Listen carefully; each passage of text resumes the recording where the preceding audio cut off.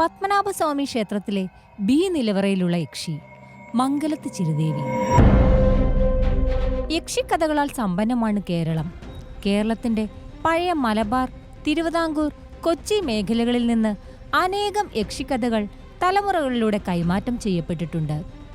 കള്ളിയങ്കാട്ട് നീലി വളരെ പ്രശസ്തയായ ഒരു യക്ഷിയാണ്. അതുപോലെ തന്നെ തിരുവിതാംകൂറിൽ നിന്നുള്ള മറ്റൊരു പ്രശസ്തയായ യക്ഷിയാണ് കാഞ്ഞിരോട്ട് യക്ഷി.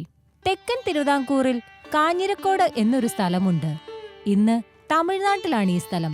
കാഞ്ഞിരക്കോട്ടെ പ്രശസ്തമായ പടമംഗലം തറവാടുകളിലൊന്നായ മംഗലത്താണ് ശ്രീദേവി അല്ലെങ്കിൽ ചിരുദേവി എന്നറിയപ്പെടുന്ന യുവതി ജനിച്ചത്. അതീവ സൗന്ദര്യത്തിനുടമയായ ചിരുദേവി മികച്ച ഒരു നർത്തകിയുമായിരുന്നു.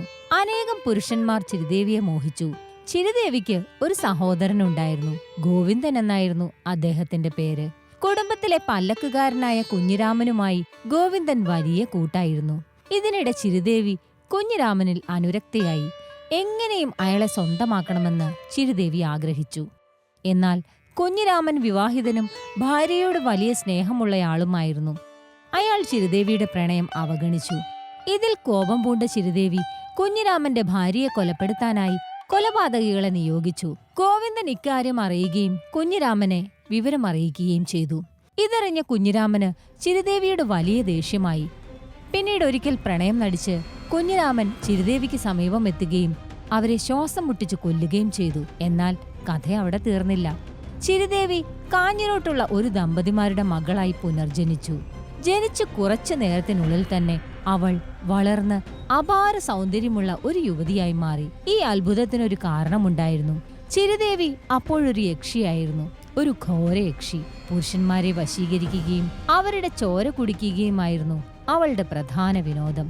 കുഞ്ഞിരാമൻ തന്നെ കൊലപ്പെടുത്തിയെങ്കിലും അയാളോട് അവൾക്ക് അപ്പോഴും പ്രണയമായിരുന്നു. ഇടയ്ക്കിടെ അവൾ കുഞ്ഞിരാമനെ ശല്യപ്പെടുത്തി. ഒടുവിൽ ഗോവിന്ദൻ വീണ്ടും കുഞ്ഞിരാമന്റെ രക്ഷയ്ക്കെത്തി. യക്ഷിയായി മാറിയ സഹോദരിയോട് അദ്ദേഹം ചർച്ച നടത്തി. 1 വർഷം കുഞ്ഞിരാമനെ ചിരുദേവിക്ക് ജീവിത പങ്കാളിയായി എടുക്കാം, എന്നാൽ അതിനുശേഷം പ്രതിഷ്ഠയായി മാറാൻ സമ്മതിക്കണം. പിന്നീട് നരസിംഹമൂർത്തിയെ ഭജിച്ച് ശിഷ്ടകാലം ജീവിക്കണം എന്നിവയായിരുന്നു ഗോവിന്ദന്റെ വ്യവസ്ഥകൾ. ചിരുദേവി ഈ വ്യവസ്ഥകളെല്ലാം അംഗീകരിച്ചു. തുടർന്ന് കാഞ്ഞിരക്കോട്ടെ വലിയ വീട്ടിൽ ക്ഷേത്രത്തിൽ യക്ഷിയെ പ്രതിഷ്ഠിച്ചു. കാലങ്ങൾ കഴിഞ്ഞപ്പോൾ ഈ ക്ഷേത്രം നശിച്ചുപോയി. ചിരുദേവി നരസിംഹമൂർത്തിയുടെ ഭക്തയുമായി തീർന്നു. പത്മനാഭസ്വാമി ക്ഷേത്രത്തിലെ ഇപ്പോഴും തുറക്കാത്ത ബി നിലവറയിൽ ഈ യക്ഷി പ്രതിഷ്ഠയുണ്ടെന്നാണ് വിശ്വാസം.